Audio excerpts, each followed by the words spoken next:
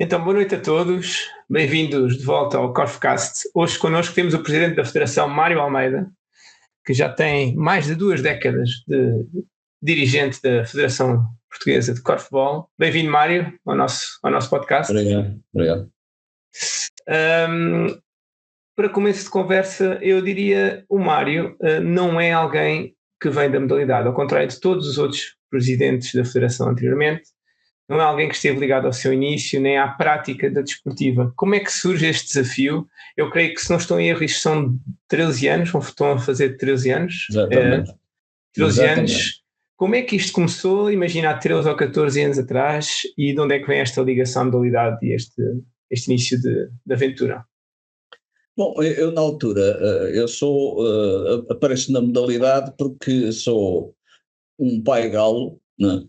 E portanto, com 2 filhos no corfball, acompanhei-os muito, levá-los aos treinos, levá-los aos jogos, etc. E cedo estive atento, aliás, porque a minha área é uma área de gestão, diretor de empresas, etc. E com uma atenção particular àquilo que é, digamos, a eficácia de ligação entre as várias cadeias funcionais das organizações, e facilmente me apercebi que, se nós fizermos uma pequena comparação entre aquilo que é o corfball e aquilo que é normalmente uma empresa produtiva, e o corfball produz jogos e produz competição, existe um conceito que sempre tive presente, que a parte competitiva é como se fosse numa grande empresa como a Central de Cervejas. Faço qualquer tipo de publicidade. Sabemos que há o sítio onde se produz as cervejas, a fábrica, que tem um diretor industrial, vulgarmente com capacidades na área da engenharia, e capacidades na área de produção, que é acompanhado por um time muito técnico, que sabe produzir a cerveja, sabe juntar os materiais.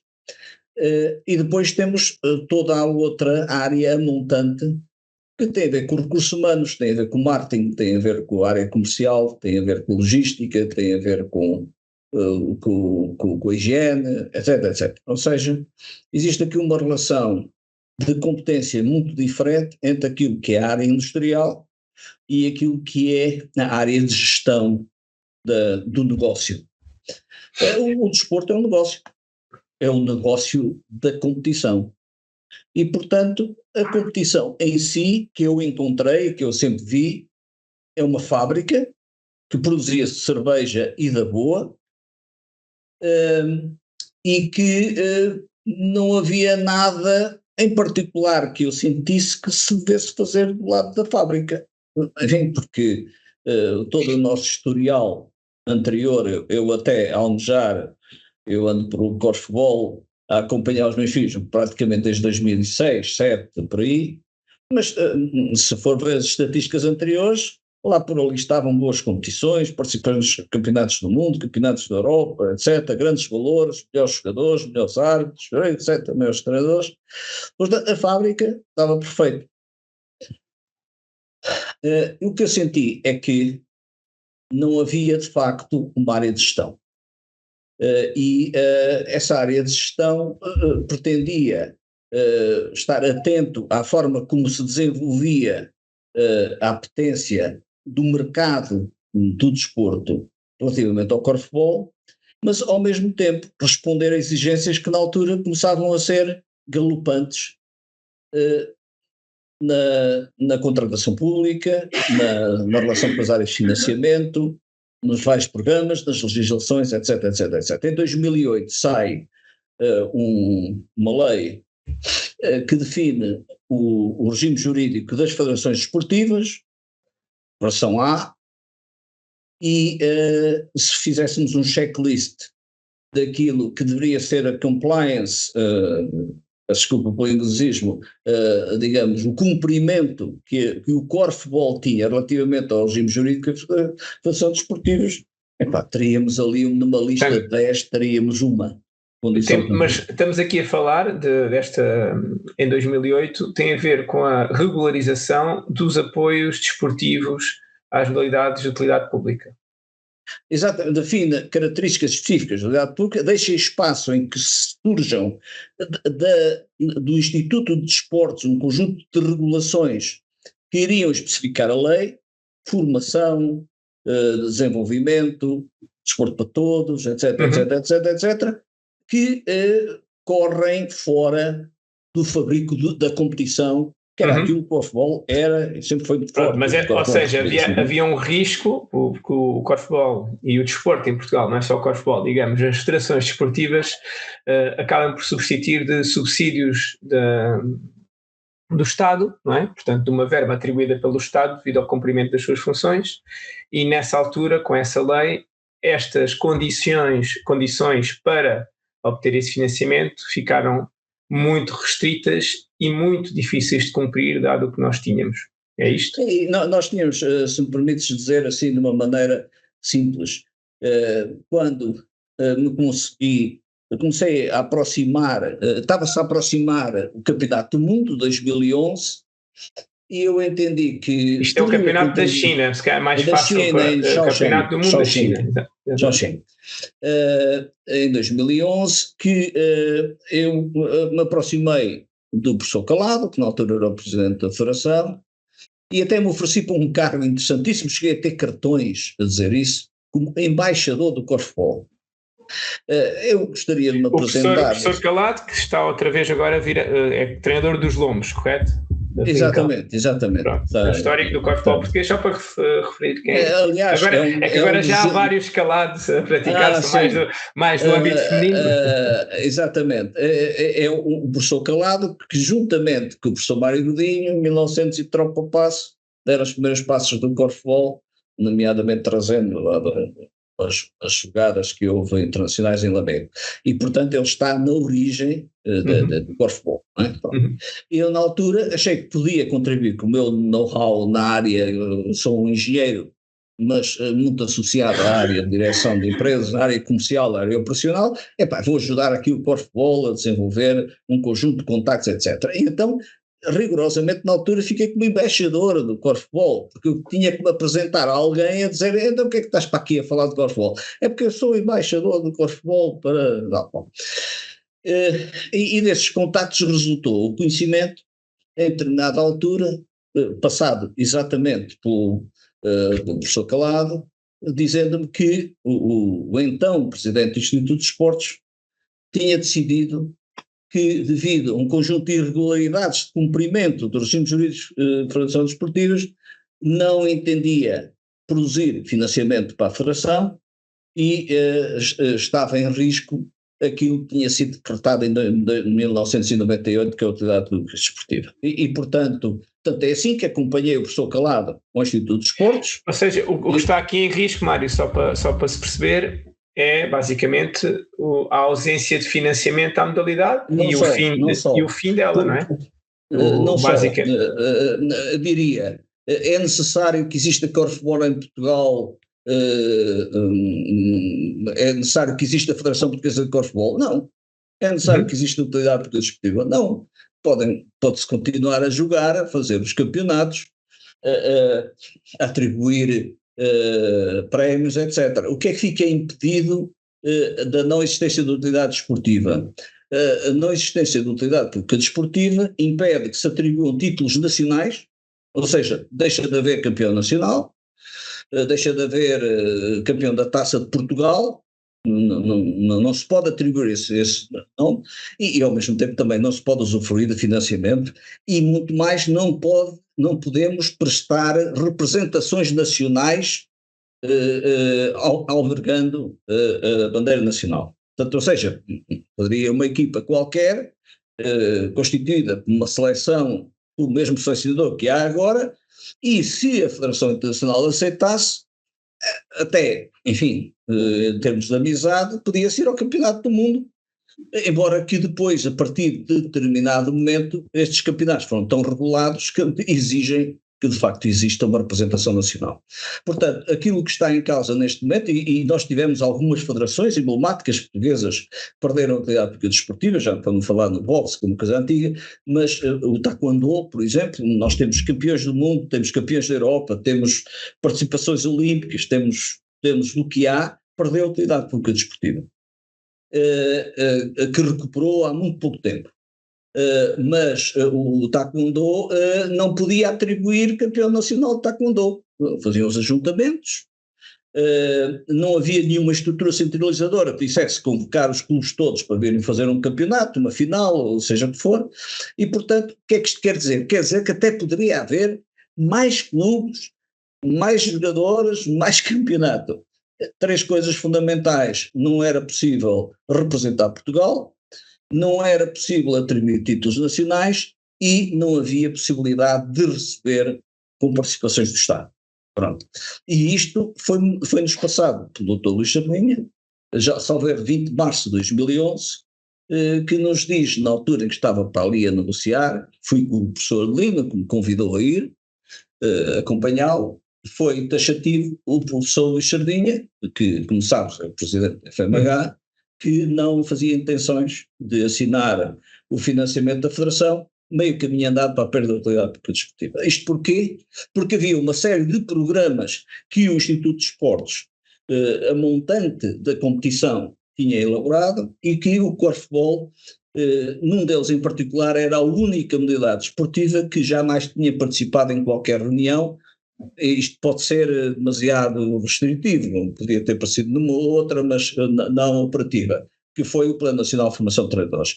E o Plano Nacional de Formação de Treinadores foi definido por uma lei da Assembleia da República, nem sequer foi um decreto-lei, e portanto foi considerado uma condição sine qua non para a Federação poder usufruir da utilidade desportiva. E foi exatamente a superioridade assim.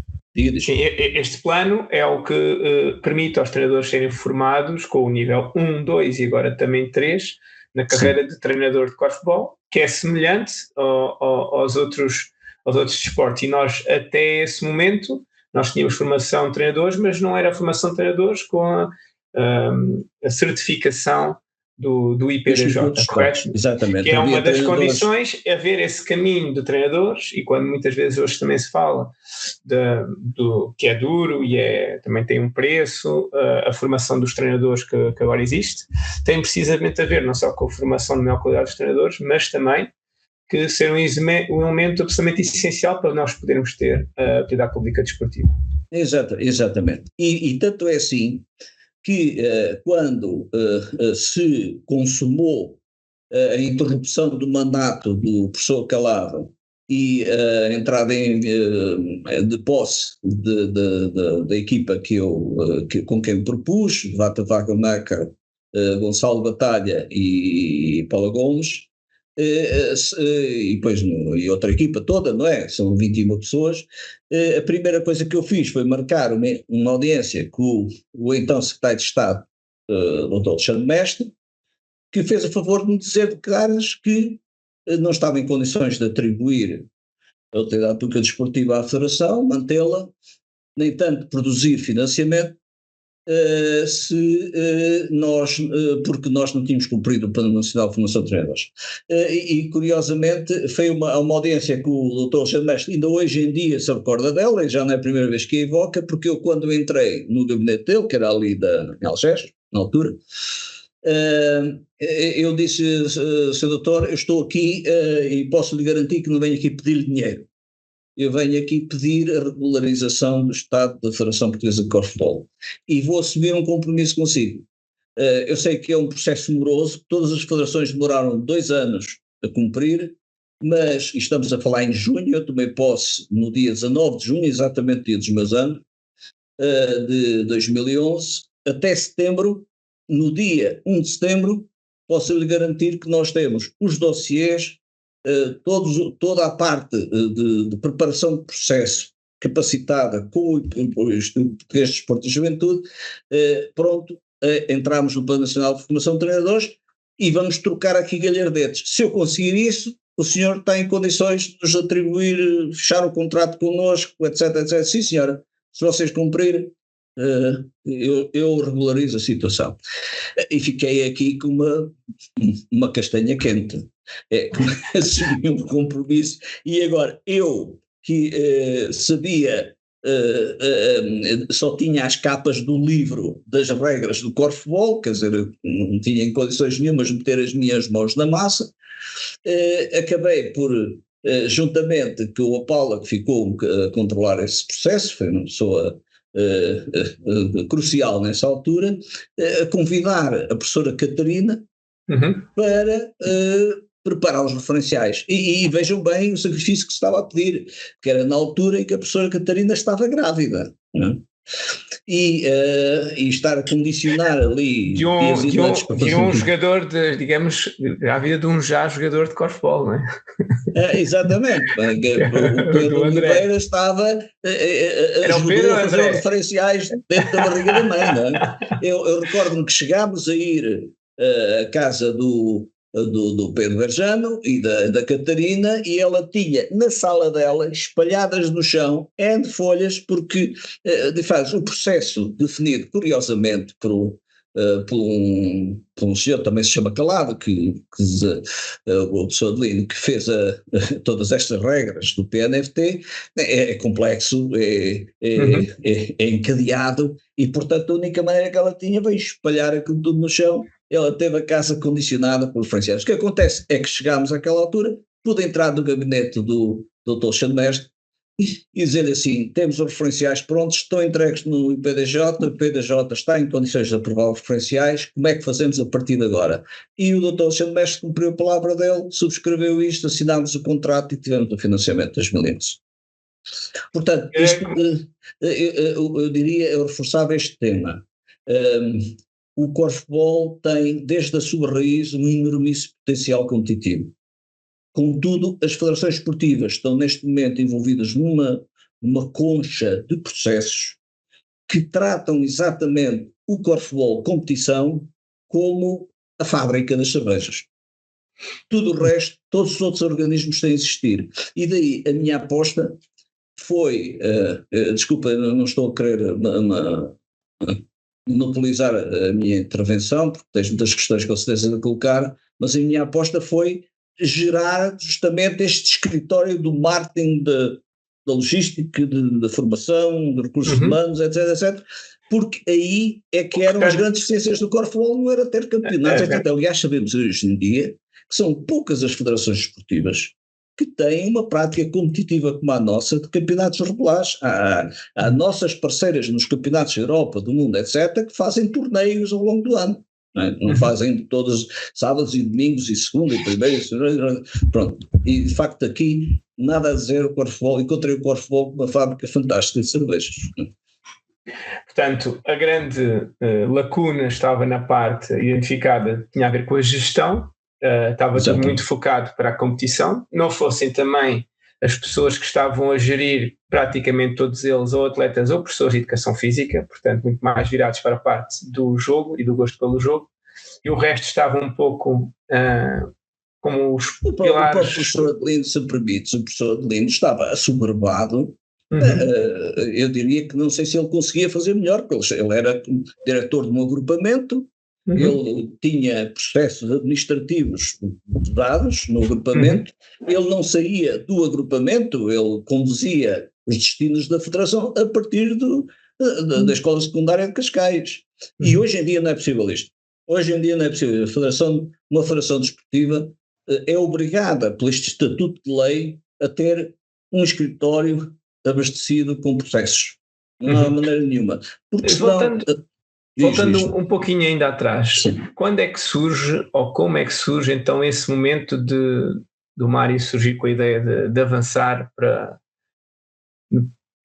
continuar ou tentar ali apoiar o professor ali calado? Quando é que surge essa motivação? Foi quando se percebeu que aquilo estava ali num vai ao racha?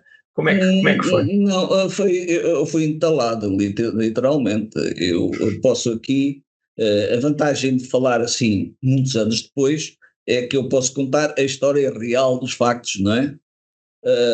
e a história real dos factos, com certeza que gratifica também quem esteve envolvido, e eu marcaria duas datas importantes, uma delas dia 20 de março de 2011, que é este dia 20 de março de 2011.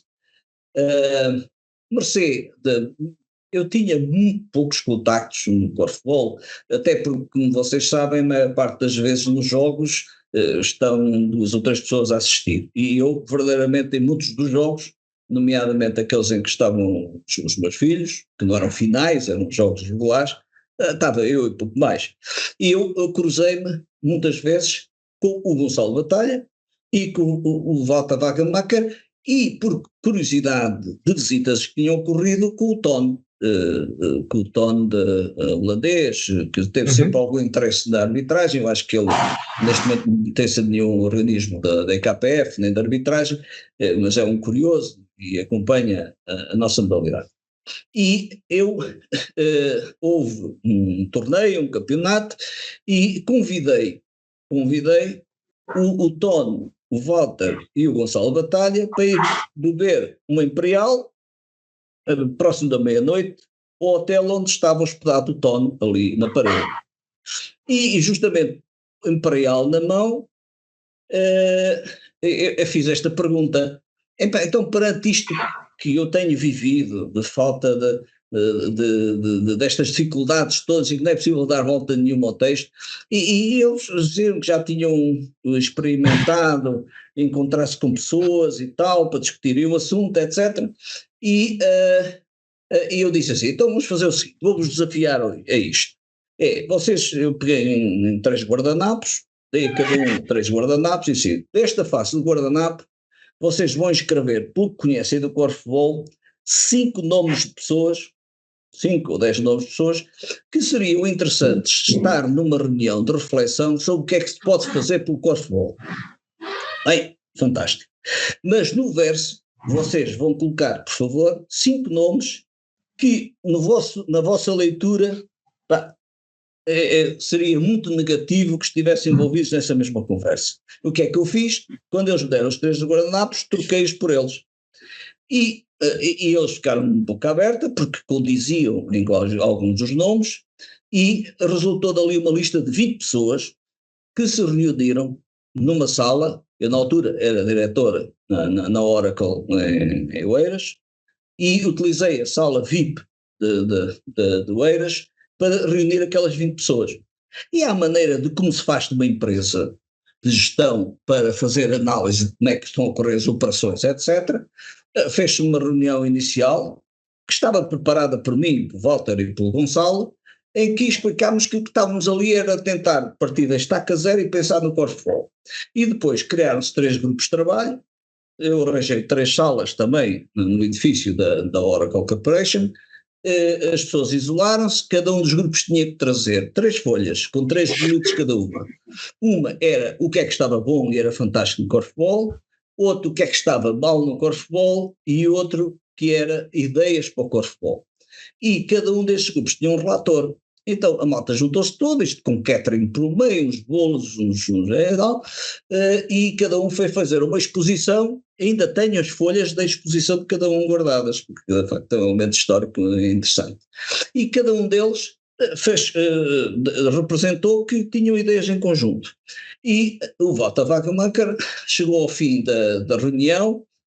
Eu estive sempre como apoiante da reunião e não como líder da reunião. Eu atirei sempre o Walter e o Gonçalo para a frente, e o Walter Wagenmacher, eu não sei se deve dizer Baker, se Macker, mas o Walter, vou passar a chamar Walter, o filho do Ricardo, o pai do Ricardo, o pai do Ricardo, e da outra rapariga, da Laura.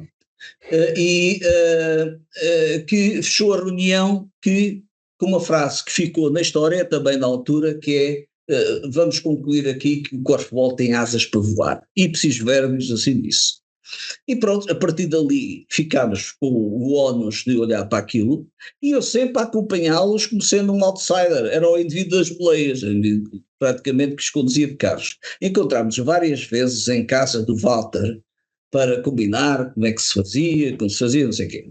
Até que chegou uma altura em que havia que dizer assim, ou estamos aqui a perder tempo, ou então, eu numa reunião disse assim, vocês têm que chegar à frente, têm que convidar o professor Calado a dar lugar, porque eu já tinha dito numa Assembleia Geral que iria pôr lugar à disposição, que eu não tinha tempo, estava cansado, coisa assim. Portanto, era a ideia que me passava.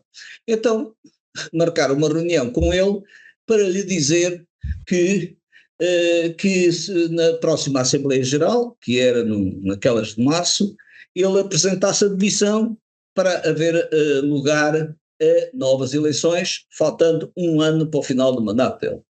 Bom, no dia anterior a essa reunião, que foi na biblioteca da Escola Secundária de Cascais, eu virei para eles, bom, agora vocês têm aqui um problema complicado,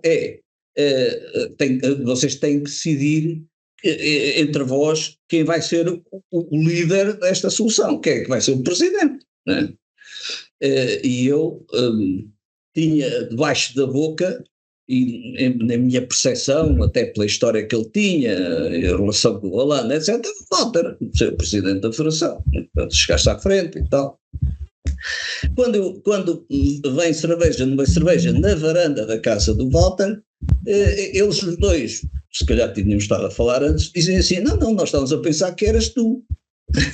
Que é tu? Eu rio de orelha a orelha, dizer, eu? Não esqueçam do corfball.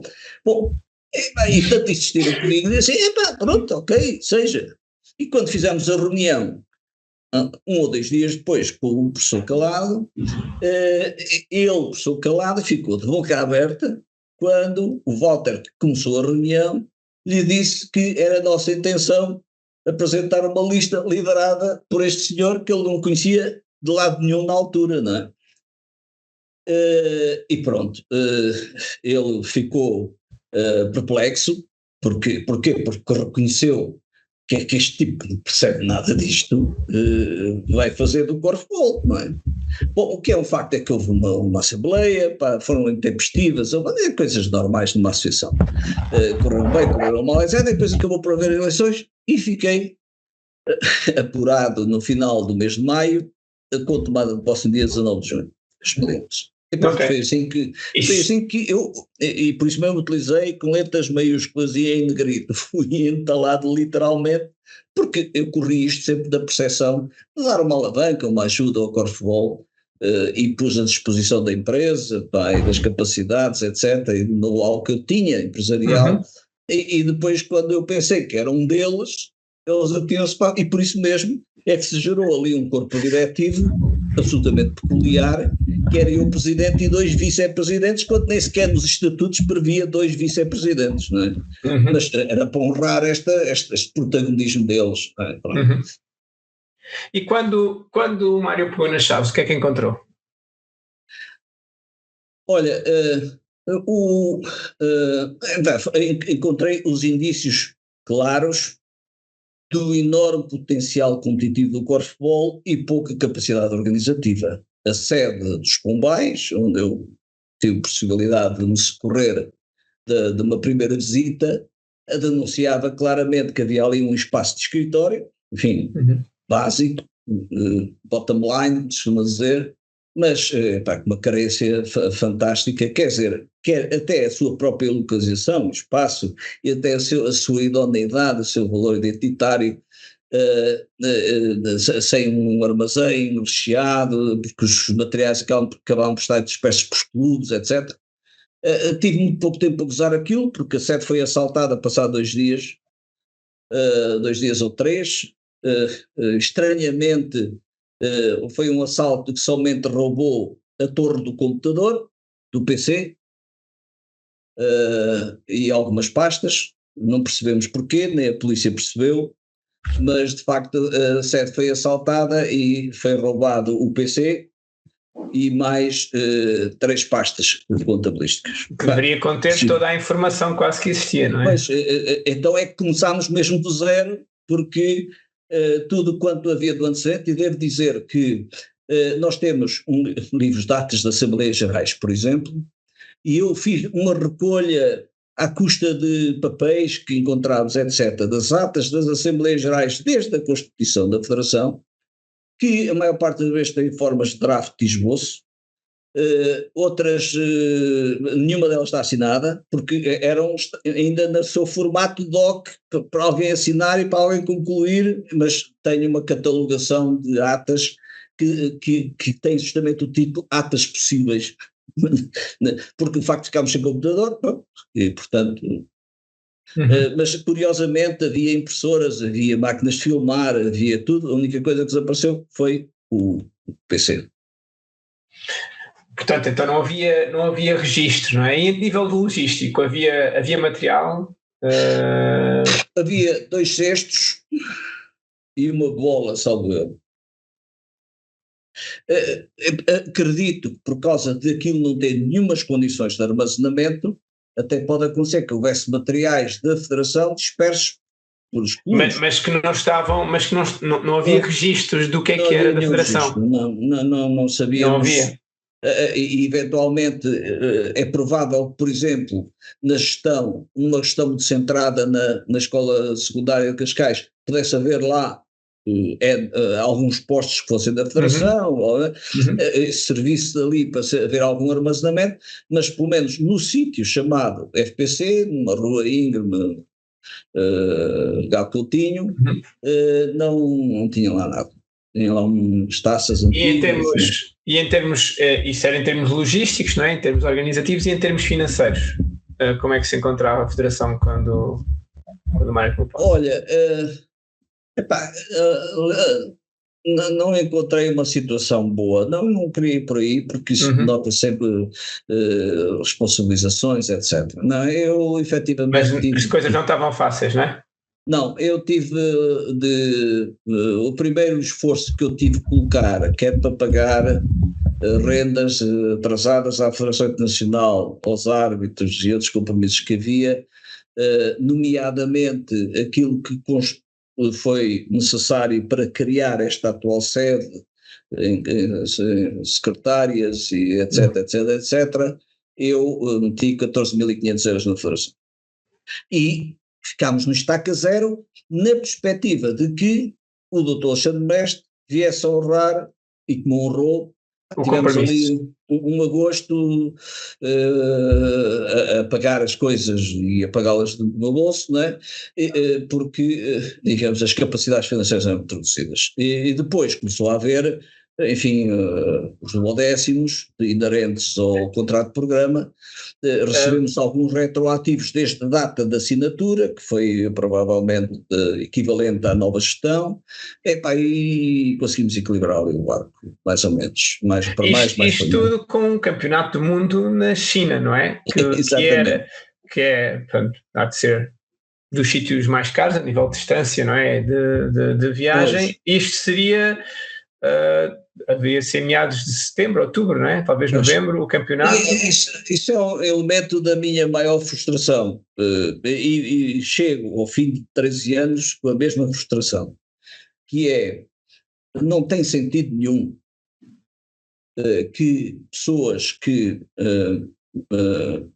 fustigam a sua agenda com uma enorme ocupação de treinamento, que desgastam-se na sua preparação, que recebem o desígnio de albergar a bandeira nacional, representar Portugal no estrangeiro e fazer daí bandeira da nossa capacidade competitiva desportiva, que alguma vez se pedisse um tostão que fosse aos atletas para ir a uma competição. De tal maneira que fez ali uma angariação de dinheiro num churrasco lá numa escola Linda a Velha, que deu ali umas centenas. Eu lembro, tirei uma fotografia até com a Inês Biocas, que me deu um cheque.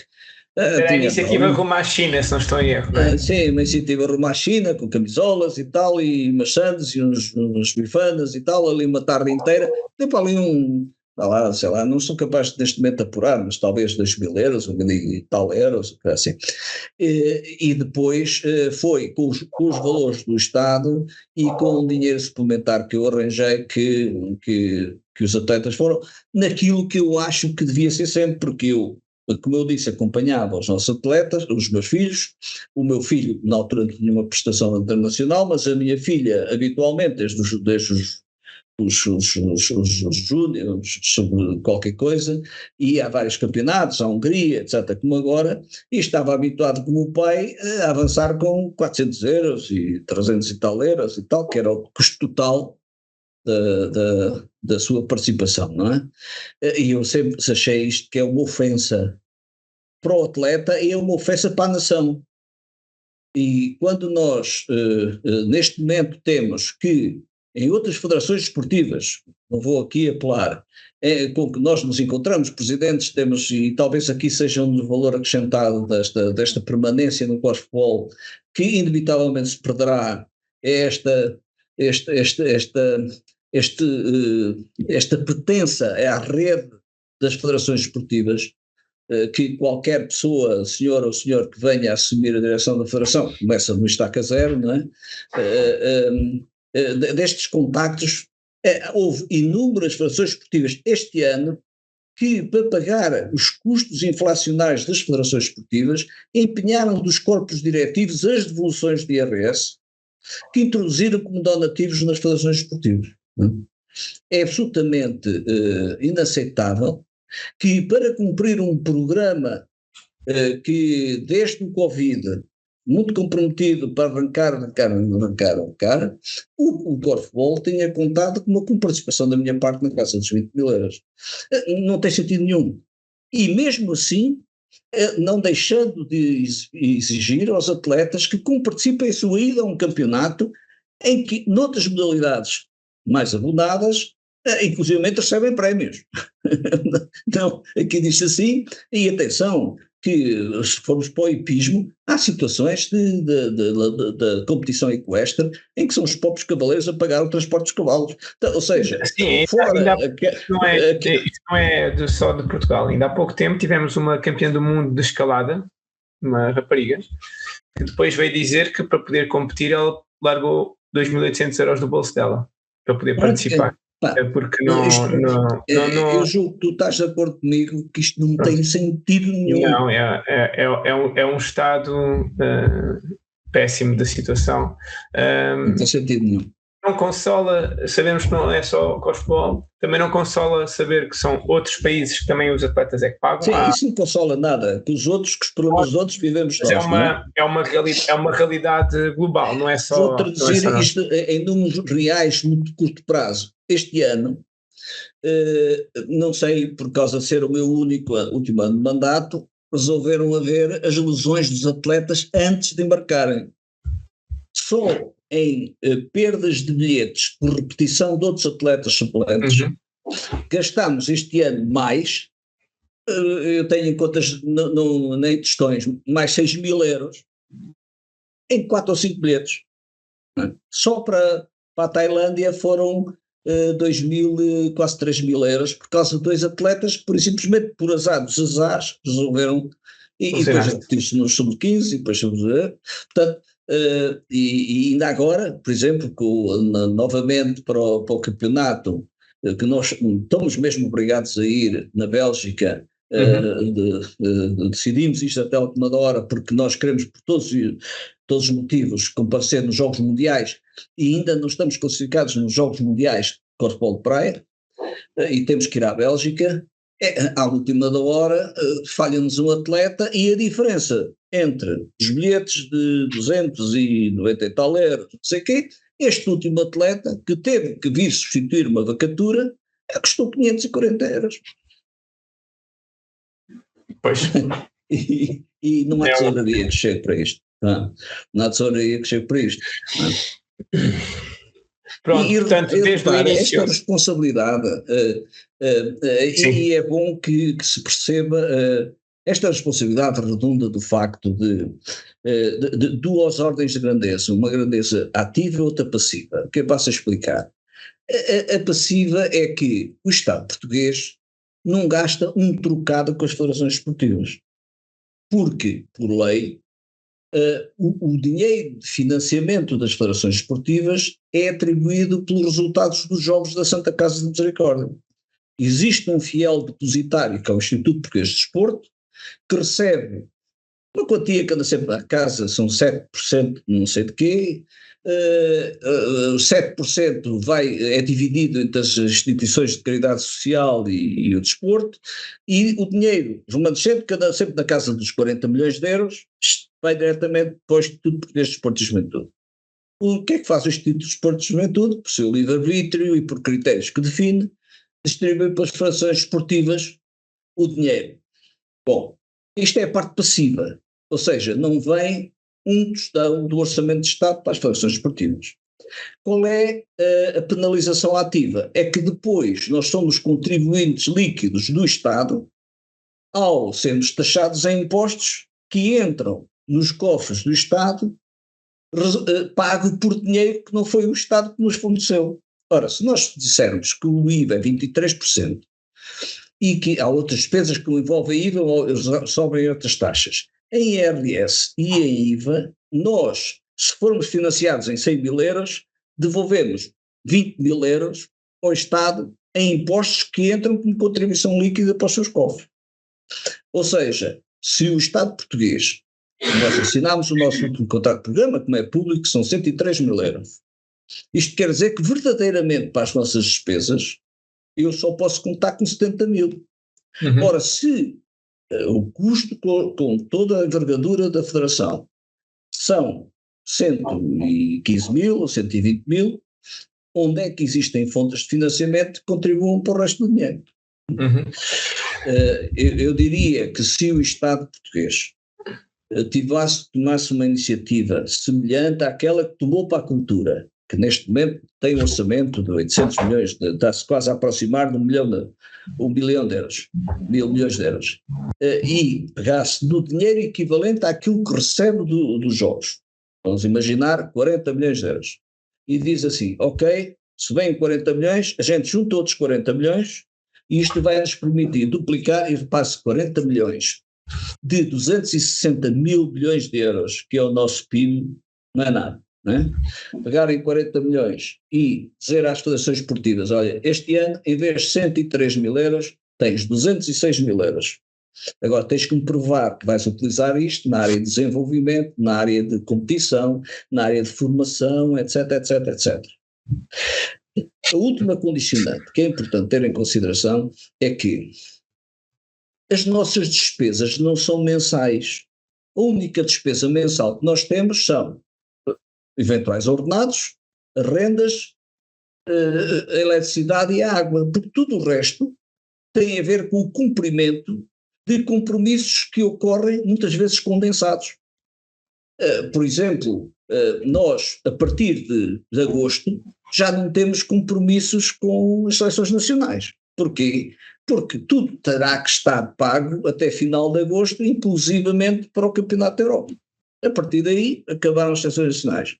Ora, se me dizem assim, aquilo que vai para as seleções nacionais recebes de janeiro até dezembro, isto é incapacidade de gestão que se coloca do lado do Presidente e da estrutura. Não há fundo de maneio, não é? Para poder pagar. Eu preferia que me dissessem assim, o dinheiro dado à Federação, tal como é público, não estou a dizer nada que seja segredo, estes 103 mil euros são 47 mil euros para as seleções nacionais, 40 e qualquer coisa, 42 mil euros para a competição nacional e 12.500 euros para a gestão da Federação. Ora, estes 47 mil euros, se me fossem dados, toma lá o dinheiro para as seleções nacionais todas em janeiro, estes 47 mil euros recebes em janeiro, eu tinha condições para comprar os voos para Barcelona, Campeonato da Europa, ao preço da chuva, não é? Mas, como eu não tenho dinheiro à cabeça, eu tenho que fazer aproximar as compras dos bilhetes de avião e da logística em cima do campeonato, onde as leis da oferta e da procura sobrevalecem. E, portanto, existem aqui várias... não se faz... Mário, o caminho não passará por mais autonomia financeira de parte da Federação? Mais rendimento próprio, fontes de rendimento diferentes que permitam ter uma atividade que não seja tão dependente do Estado? Bom, há aqui uma questão subjetiva e uma questão objetiva. A parte subjetiva é esta. Dizer-se que o desporto, até no limite da sua consideração, devia ter zero custo para o Estado e somente sobreviver de fundos próprios, até poderia ser É assim em vários sítios. Vou dar exemplo bom na argumento, mas Inglaterra. podia ser um bom É assim. argumento para granjear da população não desportiva votos. Não, isto é desporto, quem quiser jogar a bola, quem quiser correr e andar de bicicleta, que se amanhe. Mas qual é a questão subjetiva e política? É que a Federação Desportiva está a desenvolver a sua atividade cumprindo uma responsabilidade do Estado que está estabelecido na Constituição, que diz que é obrigação do Estado promover e organizar o desporto para que todos os cidadãos, em termos gerais, independentemente da sua cor, raça, religião, tenham acesso à prática desportiva. Portanto, em teoria, se não houvesse ninguém que se chegasse à frente para criar federações esportivas, tinha que ser o Estado a criar os mecanismos para haver a modalidade de futebol, de basquetebol, de handball, etc, etc, etc. Enquanto isso, existe uma estrutura que é criada aqui a meio do caminho e que se responsabiliza pela condução desta atividade, com os deficientes, com as crianças, com os jovens, com as formações, etc, etc, etc. Portanto, subjetivamente, eu diria assim, o quadro que melhor corresponderia à obrigação constitucional era todo o financiamento da Federação seria conduzido pelo Estado. Isto era a representação da lei. Mas eu diria que o financiamento das federações esportivas variam entre 90% de dependência do Estado, 60%, 70%, etc, etc, etc. Eu julgo que nós andamos aqui nesta escala entre os 60% e 70%. Então, agora, quais são as questões económicas? Eu não tive, já várias vezes fui interrogado sobre isso, se procurava patrocínios, fora o financiamento interno, e depois irei dizer o que é que se quer dizer. E repare-se, o vosso podcast que estão a fazer é a satisfação daquilo que me parece que deveria ser a atitude de qualquer pessoa que imagine vir-se a candidatar para presidente da Federação. Mário, conta-nos lá a tua história, que é uma história que não tiveste nestes 13 anos a ganhar um absoluto testão aqui dentro. O que é que tu aprendeste daqui? Passa-nos este conhecimento, porque todos isto são condicionantes importantes para quem se sentar numa destas cadeiras da Federação a partir de outubro, setembro, outubro. Que é, várias vezes foi interrogado sobre a questão dos patrocínios. Eu, ao longo destes anos todos, eu diria que tentei de tudo. Não é?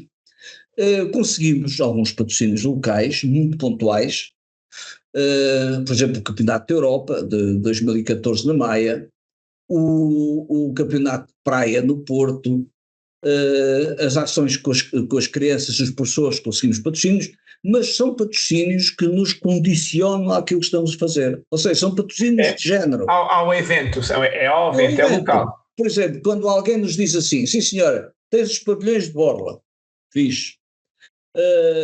Nós até damos uma refeição quente de borla, fantástico.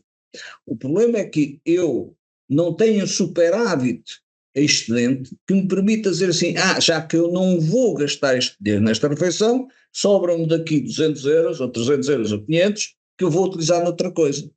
Porque o que está aqui em causa é que se eu não tivesse este patrocínio em géneros, eu não fazia a coisa. Porque eu não tinha dinheiro à partida para fazer. E nós tivemos, então o Campeonato da Maia foi uma coisa extraordinária. Podemos falar um pouco disso. O Campeonato da Maia terá sido um dos pontos altos deste mandato. O Campeonato da Maia, estava aqui para mangas para contar histórias, o Campeonato da Maia e o Congresso da Federação Desportiva da EKPF, nós temos foi no mesmo momento, um destes quadros que temos aqui é de louvor por causa do Congresso de 2013, que foi o único congresso que a Federação Internacional fez na sua história, só congresso. e só conheço o êxito de 2014 do europeu e o êxito do Congresso de 2013, que motivou também o campeonato de 2013 e outras ações subsequentes, devem-se exclusivamente à energia da Paula Gomes e à capacidade de gestão de eventos desta natureza. Paula Gomes faz parte da direção da Federação e é secretária-geral da Federação. Secretária-geral. Basta dizer que, vejam bem, eu convidei a Paula a gerir um evento em que ela, mais uma vez, uma pessoa de planeamento, gestão e planeamento, em que todos os indivíduos que faziam parte dele eram indivíduos de calos nas mãos e tarimba em missões olímpicas, comemorações e não sei o quê. Agora, imaginem só, uma mulher jovem em frente de tubarões, gerir aquela equipa foi uma coisa duríssima que só foi feita por parte dela. Mas estamos a falar do Congresso, não é? Estamos a falar do Congresso. Não, estou a falar do Euro. Do Congresso foi outra coisa que foi, digamos, a capacidade para manipular as exigências relativas ao evento desta natureza, acomodação, refeições, televisão, ir lá, etc.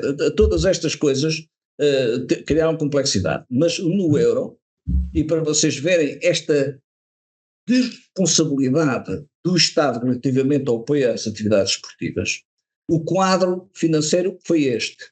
O orçamento que nós tínhamos planeado e no casco, né, sem nada de especial, eram 100 mil euros. Existia antigamente, ainda existe um programa com participação do Instituto de Esportes, que era o programa 5 na altura, que é aos eventos internacionais, e concorremos. O que é que nos deu o Instituto de Esportes? 25 mil euros. Ora, nós já com o compromisso de organizar o evento, que já vinha do ano anterior, mas a negociação com o Estado é no ano seguinte, portanto já estamos entalados, não é? De maneira que olhámos um para o outro, quando soubemos disto, e eu disse assim à Paula, onde é que vamos arranjar os 75 mil euros que faltam? Valeu uma negociação fantástica que a Paula teve com o vereador da Câmara da Maia, em que disse à partida que dava 10 mil euros, mas atenção que isto são 10 mil euros em dinheiro, não eram em géneros. Para além disso tínhamos os pavilhões, etc. Tomem lá 10 mil euros para aquilo que precisarem. E a Paula, em plena reunião, disse assim, isso é pouco. Precisávamos de mais. E com um grande descaramento, o vereador perguntou-lhe, e quanto é que precisavam? E a Paula saiu assim do saco, 20 mil. E ele disse, ok, ganhámos ali 20 mil euros. Portanto, já íamos em 45 mil. E agora como é que vamos fazer isto? Valeu também aqui, isto são coisas da história que tenho muito gosto em contar, não ficam na história, mas nem vou escrever memórias, nem vou contar ninguém para contar memórias. É o principal objetivo deste podcast, é isso. Pois, nós tivemos um indivíduo que foi um dos maiores fãs do corfball na área política, foi o Dr. Emílio Guerreiro. Nada a dizer da gestão do Dr. Alexandre Mestre, que entretanto foi substituído pelo Dr. Emílio Guerreiro, um fã de tal ordem que ele chegou a ir com a mulher assistir aos nossos jogos à Maia, e que eu disse assim, Sr. Secretário de Estado, estou com um problema, não tenho dinheiro para fazer isto. E ele disse assim, deixa-me ver, esta história de ser uma modalidade mista é uma coisa que fantástica, que devíamos promover, isto tem que correr mesmo às mil maravilhas. Eu vou falar com a minha colega Teresa Moraes, na altura secretária de Estado dos assuntos da Presidência do Conselho de Ministros, assuntos parlamentares, enfim, também está responsável pelo programa da igualdade e da mulher e tal, o que é que se ela pode ajudar? E ela, na diferença de 2 dias, fui fazer uma audiência com eles, os dois, e ela disse-me assim, pela importância do evento e pela capacidade que isto tem para ganhar desporto feminino, modalidade mista, etc, eu vou ver o que é que vou fazer. E recebemos 30 mil euros daquela Secretária de Estado. 30 mil euros em dinheiro. Não foi em contrato de programa, foi em dinheiro. Tomem lá 30 mil euros. De maneira que, somando as partes, ficámos ali numa decalagem fantástica em que tivemos que apurar ali, mas um evento destes é muito. Portanto, diremos assim, o euro não se realizou porque o Estado quis o euro, foi porque tivemos a capacidade e a sorte e o karma, aquilo que se quiser dizer, de conseguir outros contribuintes que ganhos para um corfball que não conheciam a doutora Teresa Moraes, não conhecia o corfball de lado nenhum. E mesmo assim gostaram da ideia, não é? Gostaram da ideia e mobilizaram, não sei de que rubrica orçamental, esta capacidade de produzir o evento. E, portanto, depois conseguimos da Skoda, por via da capacidade de contactos que teve o irmão da Isabel Teixeira, que trabalhava na Skoda, pôs-nos um contacto com a Skoda do Porto, não sei o quê, por ali arranjámos carrinhas e carros, mas aí já foi de género. E, portanto, o euro, é evidente que o euro fica muito mapeado pelo sucesso competitivo também, não é? Portanto, se nós chegássemos ao final do euro e não tivéssemos aquela cereja no topo do bolo, que foi o terceiro lugar, ficávamos assim pela realização. Mas foi uma realização com hotéis, com refeições, e refeições de faca e garfo, de cozinheiro, de sítio para as pessoas dormirem, hotéis, carros, foi uma coisa fantástica. Eu julgo que não é reproduzível aqui. Também temos aqui um cartaz de louvor relativamente a isso. A própria Paula foi reconhecida com o Pico de Mérito por causa disso, pela Federação Internacional, e de facto o Congresso já tinha sido uma experiência desse género, não é? Porque digamos, as condicionantes criadas pela Federação Internacional são excessivamente exigentes. Estamos a falar das condições que são exigidas por parte da Federação Internacional para a realização de um europeu, obrigam a um encargo humano e financeiro da Federação que já está a ter o esforço de organizar e receber, não é? Pois, porque são não sei quantas noites que não é na pensão da esquina, é um hotel com determinadas condições, é um hotel com determinadas condições para os árbitros, para os juízes, e depois vêm os dirigentes, vêm as esposas e os maridos dos dirigentes, têm que ficar num hotel, etc. Ou seja, o encargo à cabeça fez com que, e perguntar-me assim, mas então com essa experiência, com esse, porque é que não fizeram mais nenhum campeonato da Europa? Não fizemos porque achámos que nós realizámos um evento que a sorte, como dizia o Coronel Jaime Neves, a sorte protege os audazes, não é?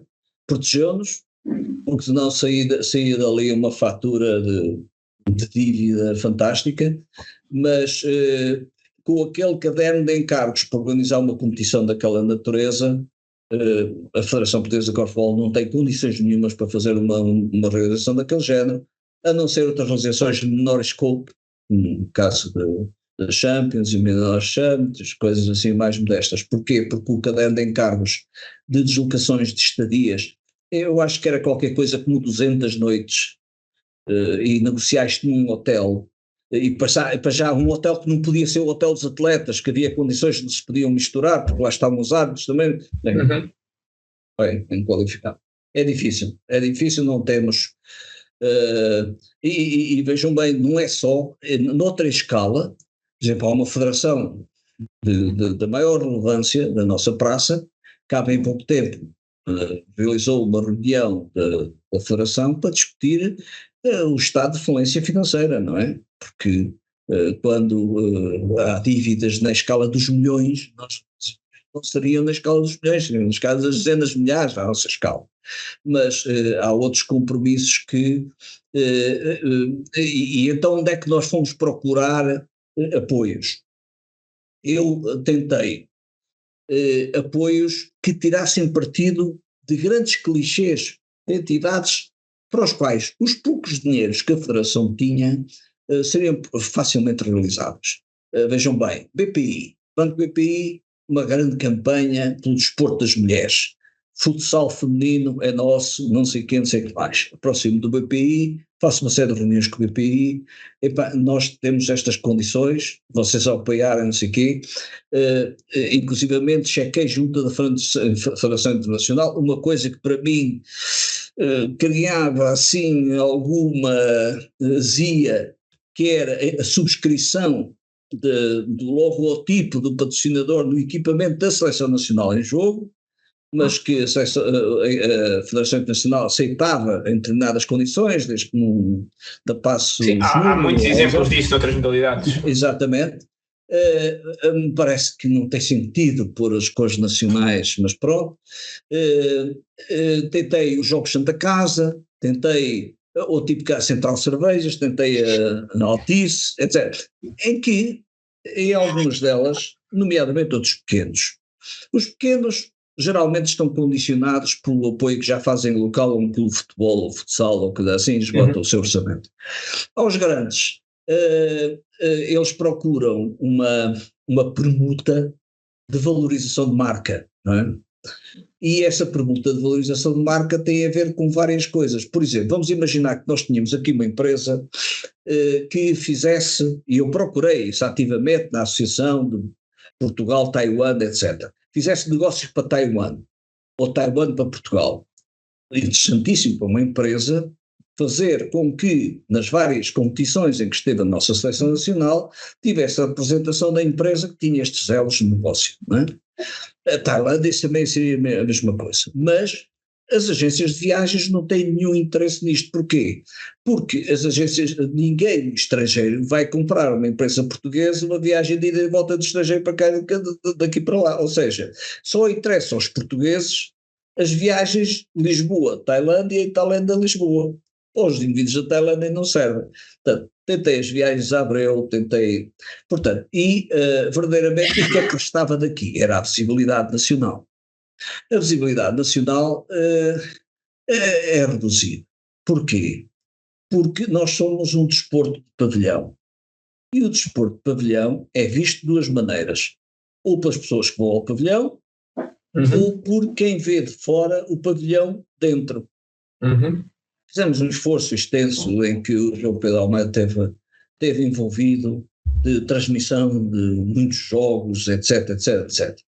Que depois tivemos que resolver porque a fatura era enormíssima, portanto não tínhamos capacidade nem para fazer essa transmissão em streaming, por custos de saldo que o João Pedro Almeida nos fez sempre. Era quase um favor. Mas a inexistência de visibilidade das modalidades esportivas mata a sua capacidade de permuta. E mais uma vez não estamos a falar de nós, mas como mal dos outros podem eles, não é? Mas se a gente disser assim, onde é que se vê as competições de badminton, de taekwondo, de karatê, de ténis de mesa, não se vê nada. A gente, para além do futebol, de vez em quando há para ali um jogo de basquete ou futsal, o resto da conversa. Portanto, estas grandes companhias procuram permuta. Portanto, o problema nas grandes companhias tem a ver com quando se apresentam os números de quantos estão a ver, eles não estão interessados. Não é? Ou quantos estão a ver, quantos estão a jogar.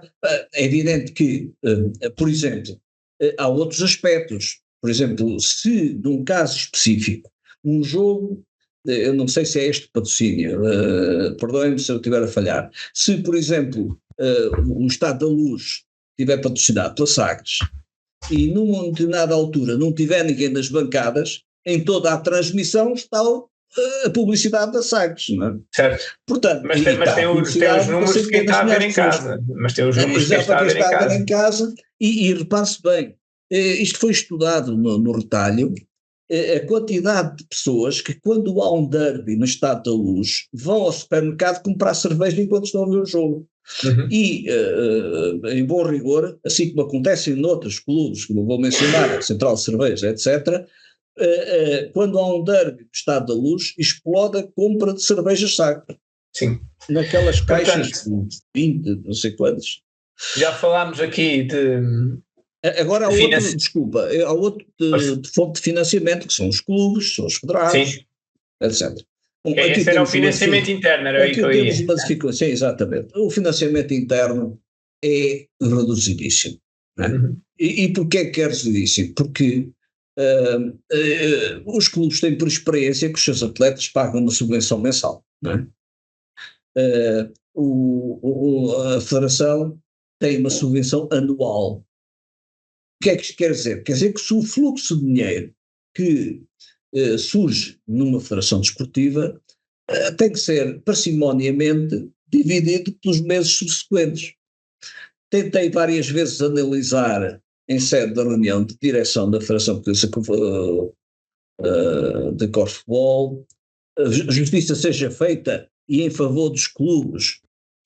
O José Santos, como diretor de competições, sempre disse, atenção, não sei o quê, é difícil, porque nós estávamos a considerar que, por exemplo, seria um mais-valia importante que fosse acrescentado, e com a certeza que as gestões futuras vão ter por aí, nunca fui por aí, mas pronto, que é a possibilidade de dividir esta escala de contribuição numa contribuição em outubro e alguns numa contribuição em março. Uma contribuição em março, sendo que a de março mais pequena, porque a do início do ano é decapada de 16 euros que vai para o seguro, e portanto a segunda subvenção que pudesse vir da subscrição dos federados ser o equivalente deste valor líquido menos o valor dos seguros. Ou seja, isto permitir-nos ter duas entradas de dinheiro, facilitaria principalmente em março, porque aí começa a grande campanha internacional. E agora eu diria que mas o entendimento da prestação dos clubes, e é bom que gestões futuras tenham isto em consideração, é, por princípio, a subvenção dos clubes tenta premiar a época que começa. Se a tesouraria da Federação estivesse equilibrada na altura do início da época, sem grandes exigências do ponto de vista financeiro, poderia-se entender que a contribuição dos clubes no início da época seria para contribuir para a condução da época desportiva. O que acontece é que o dinheiro que os clubes contribuem no início da época, vulgarmente, equilibram as finanças da Federação, mercê do saldo que entretanto existe. Ou seja, é uma contribuição de passado e futuro. E isto reduz o impacto das contribuições. Por exemplo, os clubes não têm que pagar novas inscrições, etc. Mas as contribuições internas também são muito penalizadas pelo número de clubes existentes. Portanto, é isso. Eu queria pegar, se calhar poderíamos ir por aí, porque já vimos aqui hipóteses de financiamento interno, financiamento do Estado, hipótese de financiamento externo, nomeadamente patrocínios, foi algo que foi tentado, não conseguimos sem ser para eventos, não é? Mas que poderá ser tentado no futuro. Mas isto aqui volta tudo, se calhar, ao ponto essencial, porque o financiamento do Estado também é maior consoante o número de atletas, não é? De atletas federados.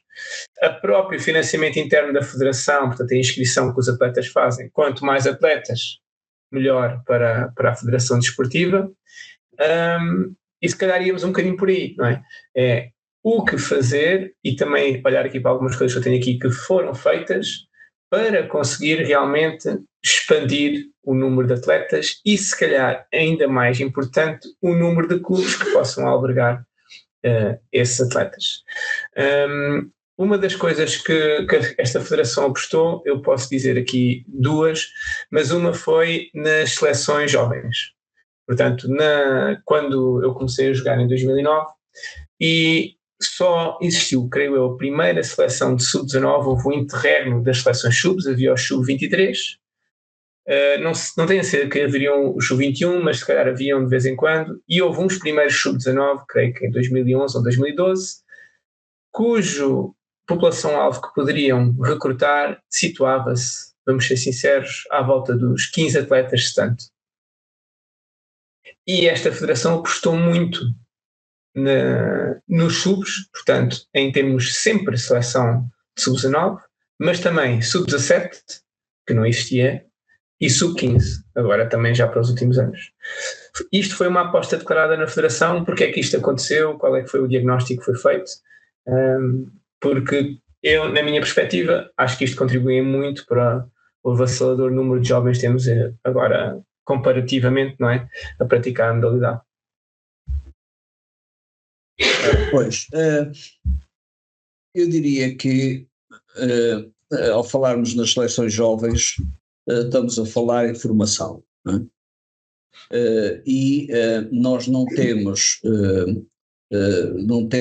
uma, devido a esse parque de clubes e o parque de dimensão, de explosão da modalidade, não contribui com aquilo que vulgarmente nas outras modalidades se chamam escolinhas, futebol, basquetebol, etc. Portanto, nós ao começarmos com os sub-15, e em bom rigor é bom que se diga que por iniciativa este ano do José Santos, até criámos uma competição sub-13 interna, não é? Sim. O nosso objetivo foi criar um exército de visibilidade, de motivação, de adesão de jovens no corfball, porque cedo nos apercebemos disto, e o Covid foi disto problemático, embora que esta estratégia vem de antes. O Covid matou-nos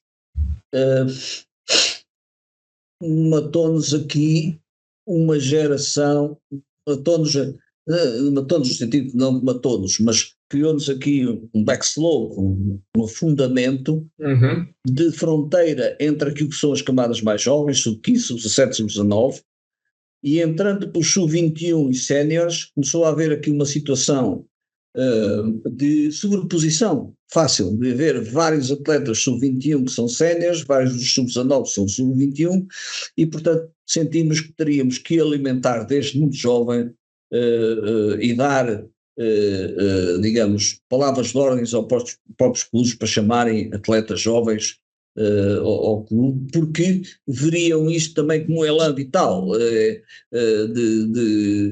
da aspiração também de experiência internacional, etc. Nós temos, aliás, isso nota-se nas várias decisões que a direção tomou, nomeadamente nós durante 2 anos consecutivos não fomos aos sub-21. Em primeiro lugar, porque achamos que os locais e as decisões, como, por exemplo, ficou uma grande tristeza de não termos aos sub-21 este ano, pelas prestações que eu vi das equipas presentes no sub-21, provavelmente que os atletas que eu imaginaria que iriam ao sub-21 éramos capazes de uma belíssima figura. Mas uma competição imensamente cara da Turquia, não tinha sentido nenhum, nas condições atuais financeiras de federação, investir numa coisa deste género. Mas o nosso objetivo foi, desde cedo, conseguir criar esta mobilidade de atletas. Mas eu diria que disseste aí aumento do clubes e aumento dos atletas, e omitiste aquilo que me parece a mim, pelo menos na nossa gestão, assumi essa percepção de que a grande falha do corfball na sua expansão pelo território nacional não é nem uma coisa nem a outra, é exatamente a falta de técnicos. Treinadores. Exato.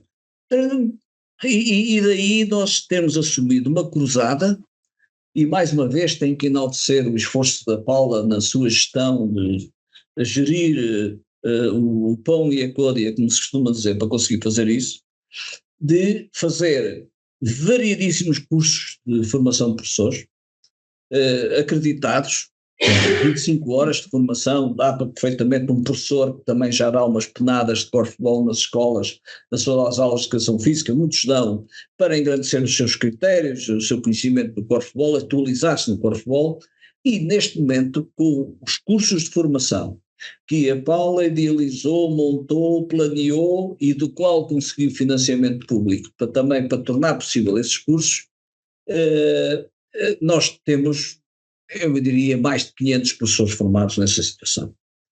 E isto diria que nós tentamos, fazer uma coisa que o arquétipo do Plano Nacional de Formação de Professores não permitiu. Inclusivamente desafiámos o professor Jorge Alves para imaginar aquilo que poderia ser o delta, o excedente de necessidade de formação que havia que dar para cima das 25 horas de formação de professores, não é? Para que pudessem sair daquela formação com uma extensão com o título de professor, de treinador de corfball grau 1.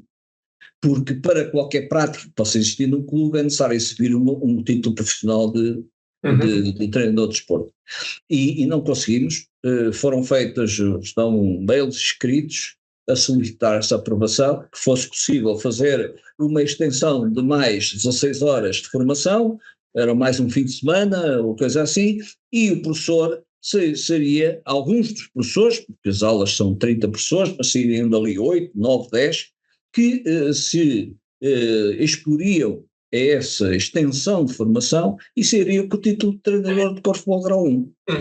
Era uma condição importante. Isto, eu vou-vos dar 2 ou 3 exemplos. Por exemplo, aproximámos de Guimarães, eu fiz uma coisa a meio de caminho, não é elogio pessoal, mas acho que é uma iniciativa que qualquer presidente devia tomar, e eu fiz pontualmente, várias, mas pontualmente, que foi instalar-me em Guimarães, servir-me da boa relação que construí com o Dr. Amadeu Portilha, que na altura era vice-presidente da Câmara de Guimarães, e depois ficou como presidente da organização camarária de desporto, e disse assim: Dr. Amadeu Portilha, eu vou estar a semana em Guimarães, a agenda é sua, reuniões nos clubes, etc. Fui ao Vitória de Guimarães, fui ao Fernando não sei o que, de handball, tudo reuniões marcadas com ele, em que em alguns casos ele esteve presente, noutros não teve, mas marcava-me reuniões com os altos chefes, o vice-presidente do Desportivo do Vitória de Guimarães, etc, etc. Fiz o mesmo em Coimbra e noutras cidades. Mercê disto, ele organizou uma experiência de corfball lá no multiusos, agora não me estou a lembrar como é que se chama lá, uma coisa de multiusos tem ali Odivelas, uma coisa enorme, pá, que dá para espetáculos e tudo, maior que ali o multiusos de Odivelas, talvez o Lobo. E juntou lá 200 miúdos com cestos, 6 cestos, não sei o quê, não sei o que mais. E ele disse assim: belíssima experiência, o pessoal aderiu, veio aqui, etc, etc. Onde é que eu arranjo um treinador para agarrar esta gente? Não, um único treinador em Guimarães.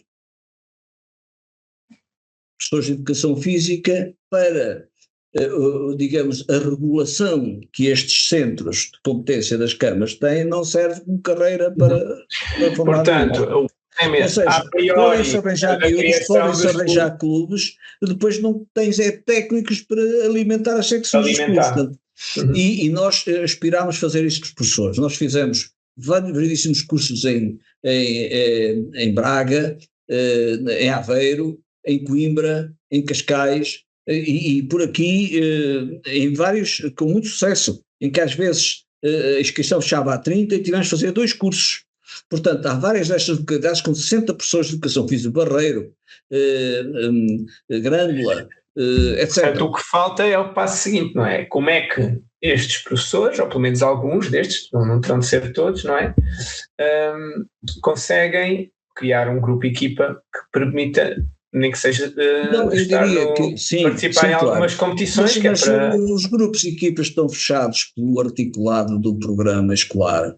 E aquilo que seria possível era, nem algumas destas localidades, o professor de educação física, que até tem provavelmente uma outra modalidade qualquer a competir num determinado clube, ele se sentisse interessado e formado para isso, para chegar ao seu clube local, onde ele já colabora com várias coisas, e dizer assim: eu queria abrir aqui uma secção de corfball, não sei o quê, e a Federação com condições para apoiar, como nós, por exemplo, ali do lado do Rio, no distrito de Setúbal, equipámos com cestos e bolas, vários clubes ali na zona de Almada e Barreiro, fizemos 2 cursos de formação de professores lá. A nossa aspiração é que os professores alimentassem aqueles clubes e, por exemplo, o Luz do Barreiro, clube de halterofilia e de basquetebol, com cestos e bolas fornecidos gratuitamente pela Federação. E o Dr. Rui Pereira, que neste momento é o vereador de desporto da Câmara Municipal do Barreiro, eu já questionei professores de educação física que quisessem abrir aqui uma secção. Portanto, o que acontece é que estes 3 andares são importantes e geralmente as métricas, por exemplo, as métricas em que o IPDJ se baseia para fazer financiamento, deve ter matrizes complexas, etc. Financiamento não, distribuição do dinheiro que recebe dos jogos, se é que está correto. Baseia-se muito nos praticantes. São mil praticantes. É claro, nós não temos a maratona de atravessar a ponte do Tejo, que tudo aquilo são praticantes de atletismo, não é? Nós temos os praticantes que nós exibimos 1.100 e tal praticantes, que quer em atividades regulares, quer em atividades competitivas, ajuntamentos se encontram para jogar corfball, e digamos, e isso não permeia as necessidades que é necessário para alavancar o corfball, porque alavancar o corfball temos de ter treinadores de corfball. Quantos treinadores de corfball temos? Nós temos 47 treinadores de corfball. Quantos estão no ativo? Ora, o que é que seria possível? Vamos imaginar que estes 47 treinadores de corfball, eu estou a dizer que o PNFT, um grau 1, 2 e 3, etc. Sim. Era dizer assim, eu saio aqui de curso, faço um estágio, já tenho aqui o meu brevet, agora quero ter uma equipa. Aqui, o que acontece? Muitos destes treinadores estão nos clubes e ficam ali engarrafados.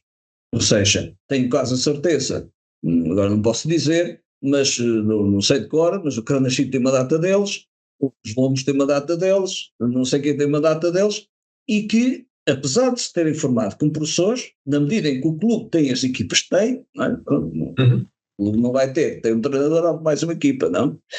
O ideal era que se criassem mecanismos para garantir que aquele treinador que sai daqui do curso de formação de treinadores, nós temos agora aqui um curso de formação de treinadores com 12 alunos. Estes 12 alunos, quando acabarem e fizerem estágio, teriam em condições para alimentar 3 clubes novos. Né? E, portanto, e diz assim, mas para os 3 clubes tinham de ter atletas. É fácil de arranjar pessoas que se sujeitem a experimentação, e trazer os miúdos e as escolas anexas para virem. Por exemplo, o clube de futsal da Almada, que foi equipado por nós, está no meio de um agrupamento de escolas, desde o básico, secundário, B2, 3, não sei quantos, não é? Era uma questão de dizer assim, ao sábado vamos fazer aqui uma concentração. Para que é preciso isso? É preciso um treinador em Almada, que está lá. Quem são os treinadores que existem lá do Rio? São os treinadores que estão comprometidos com o Alto do Moinho. Vão treinadores daqui, vão para lá. Por exemplo, os meus filhos, quer o Mário, quer a Isabel, tiveram a treinar o seu crânio. Mas é uma cruzada terrível, para atravessar a ponte 3 vezes por noite, e depois ir ao fim de semana e tal. Não é fácil. Ou seja, eu continuo, a mensagem que transmitirei a quem me suceder é olha para a forma como se pode alavancar esta. Isto é uma sanduíche, é um hambúrguer, tem a parte de cima que são os praticantes, e a parte de baixo são os clubes e por meio vem a xixa. E a xixa são os treinadores, são os técnicos, são os indivíduos que podem agarrar os miúdos e transformar aquilo numa equipa, nem que seja uma equipa de 4 contra 4, não? São por exemplo, a grande parte dos clubes vive problemas de o que fazer às escolinhas. Eu recordo-me que numa reunião primitiva, que até foi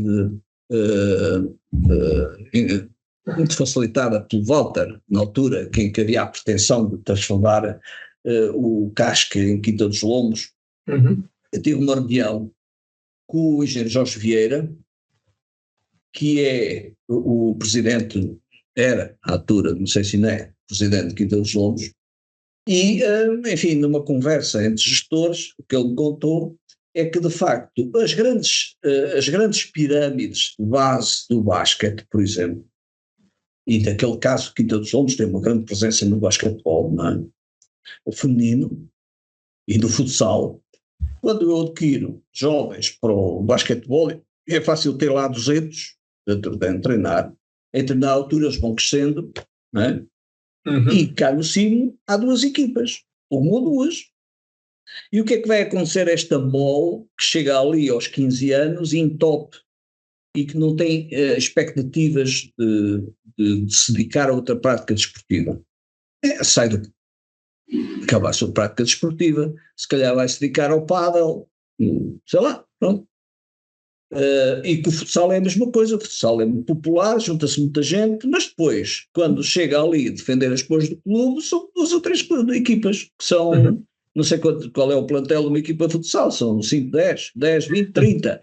E se eu tiver 200 miúdos ali a jogar futsal, o que é que vai acontecer? Pronto.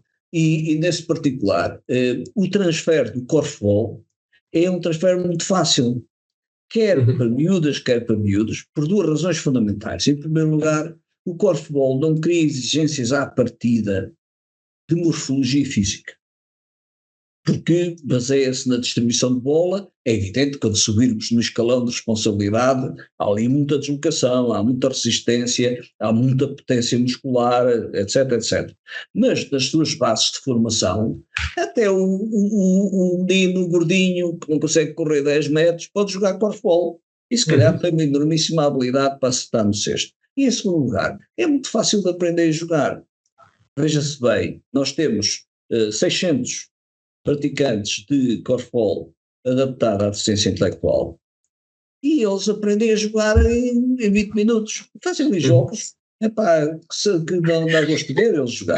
Podemos também entrar por aí, que outra das grandes apostas, eu tinha dito há pouco 2, como tinha sido, tinha falado em 2 no aumento de praticantes, uma que tinha sido as seleções subs, as apostas. O Mário evidenciou outra que também foi do recrutamento e formação de professores pelo país inteiro, que ainda falta então esse salto final para conseguirmos aumentar aqui o nosso chão de clubes. Mas outro também foi o desporto adaptado. O korfball neste momento é famoso também, se calhar até mais pelo lado do korfball adaptado, pelo número de praticantes que consegue pôr a jogar. Nessa vertente. Onde é que surgiu essa aposta? Eu sei que isso também tem um financiamento específico que existe por parte do IPDJ, que é alocado precisamente nesta ideia do desporto para todos, que se calhar agora vai deixar de existir com algumas novas ideias, mas de facto foi uma aposta com um sucesso enorme. Pois, olha, o que é que nos ofereceu o korfball adaptado? Em primeiro lugar, o adaptado pode ser depreciativo, não é? Sim. Porque a inclusão, quando a gente chama um amigo para incluir no jantar de aniversário, come do mesmo prato, senta-se na mesma cadeira que se sente o meu irmão, a minha mãe, o meu pai, quer dizer, isso é que se chama inclusão. Mas não podemos ignorar que existem ali incapacidades de natureza morfológica e fisiológica e que a gente adapta algumas coisas, a altura do poste, o tempo de jogo, a dimensão do campo, e é por causa disso que é adaptado. Mas o efeito final é o mesmo, eles têm que meter a bola no cesto, botar, de uma maneira ou de outra, correndo mais ou correndo menos, têm que meter a bola no cesto, não podem caminhar com a bola e são homens e mulheres, as mulheres defendem as mulheres, os homens defendem os homens, e por muito que lhes custe, é assim que têm que jogar. Mas para além de que entendermos que isso é uma missão social do desporto, qual foi, digamos, um dos grandes benefícios que trouxe o korfball, que neste momento chamamos o korfball for all, que é a dispersão geográfica, não é? Nós temos equipas que vão desde Vila do Conde até Portimão. Foi uma coisa que nunca conseguimos fazer verdadeiramente. Exatamente. No korfball. Aliás, devo dizer por piada, desculpa, às vezes eu tenho tanta informação a passar que às vezes interrompo, desculpa a falta de cortesia, mas nós tivemos uma vez em Santarém um torneio em que a vereadora pergunta-me assim, também há korfball sem ser para deficientes intelectuais? Não é? Ou seja, foi nossa medalha de apresentação em muitos concelhos. Porto de Mós, por exemplo, nós tivemos equipas na batalha, mas Porto de Mós nem sabia que isso tinha acontecido. E nós tivemos muito apoio em Porto de Mós, Marinha Grande, Leiria, Coimbra, etc. Nós temos muita gente por aí alavancada. Nós temos, por exemplo, em doação para geração de competição, nós temos mais de 100 postos atribuídos. E quando se fala em 100 postos, se falam-se em 400 bolas. Portanto, há aqui um sério investimento. Agora, és capaz de dizer assim, e disseste bem que existe um programa de financiamento. Este é um assunto quente. Porquê? Porque, mais uma vez, lembras-te que eu falei atrás, na capacidade, nós temos o dinheiro em janeiro, para gerirmos ao longo do ano. Imagina que os pais de uma criança diziam assim, olha, eu não te vou dar mesada todos os meses, eu dou-te 1.000 euros no início do ano, agora desarrasca-te, lancha, não sei o quê, faz o que quiseres. A gente não vai gastar mais dinheiro nenhum contigo, não nem peças mais uma nota. É claro que seria difícil de gerir, porque é preciso ter um plano e um planeamento. Mas quando nós chegamos a setembro, a outubro e a novembro, e apesar de sabermos que existe um programa que nos vai beneficiar de uma forma financeira para custeio das nossas atividades, nem sabemos quando será, nem sabemos quando será, e quando a transferência se acaba por executar no dia 30 de dezembro às 4:30 da tarde, né, torna o processo ingerível. Né? Vê bem, o contrato de programa que nós assinamos é um contrato de programa de 1 de janeiro a 31 de dezembro, que obrigam os exercícios anuais da administração pública. Este contrato o contrato é anual? É anual, de 1 de janeiro a 31 de dezembro. Todos os anos tem que se assinar esse contrato, é isso? Todos os anos há esse medo de poder não acontecer, não é? Sim, mas não se recebe depois não se sabe quando é que recebe nem quando. Se nos dissessem assim, isto vai demorar a escrever papel e não sei quantos, não sei o que mais, mas contem certinho, vão ser 20.000 euros, ou 25 mil. No mínimo, o que é que permitia? Permitia que eu chegasse ao banco, perdia em juros, mas dizia assim, emprestem-nos aí adiantado 25.000 euros, vocês vão me tirar 700 euros de juros, pronto, pena, mas vou ter 24.000 euros. Desde 1 de janeiro até 31 de dezembro. O que é que acontece vulgarmente? Acontece vulgarmente que a gente chega, como chegamos agora, hoje mesmo, em que, apesar de exceder o nosso mandato, mas deixando como património desta atividade, nós temos todos os torneios agendados, porque assim obriga a gestão destes centros que têm os centros intelectuais, em setembro, outubro e novembro já marcados, inclusive onde é que vai ser a final. E tens o contrato de financiamento destas atividades? Não. Sabes quando vais ter? Não. Sabes quanto vais ter? Também não. Ora, se eu tivesse uma tesouraria em que dissesse assim, do dinheiro que tenho em caixa dá para pagar isto, porque depois quando eu receber, retomo esse dinheiro. Não, eu não tenho os excedentes de tesouraria, eu vou cofinanciar este projeto com dinheiros que pertencem a outros programas. Portanto, é uma gestão de navegação à vista, que não tem sentido nenhum, e tem-nos valido muitas vezes que esse programa que tu disseste, que é um programa do Instituto de Esportes, não é um programa do Instituto de Esportes. É um programa cofinanciado pelo Instituto de Esportes e pelo Instituto Nacional para a Reabilitação, pertence a 2 ministérios à parte, um é o Ministério da Segurança Social e outro é o Ministério da Governo ligado ao governo, da administração parlamentar, ou o que é, pronto. E, portanto, se estabelecem entre si que o financiamento para esta atividade se justifica porque nós apresentamos uma candidatura, sei quanto é que precisamos gastar. E para que o programa fosse 100% eficaz os nossos orçamentos são na casa dos 90 mil euros, 80 mil euros, 20 mil euros, vamos financiar 20 mil euros. Ok, fixe, ok, pronto. Mas depois existe uma cruzada enorme que é dividir armas entre si. Quanto é que vai dar o Instituto de Esportes, quanto é que vai dar o ENR? Independentemente de compreendermos que isto é sempre uma gestão difícil, não é? A verdade é que, em termos práticos, a Federação vai contar com um financiamento que já nem será esta direção que o vai ter, vai com a certeza já ser a próxima direção, que vai ter que tomar uma decisão grave, não é? Que também pode ainda tomar esta direção, é cancelar este ano o programa. Porquê? Porque nós tivemos, e eu digo desgraçadamente para o desporto, a interrupção do governo anterior.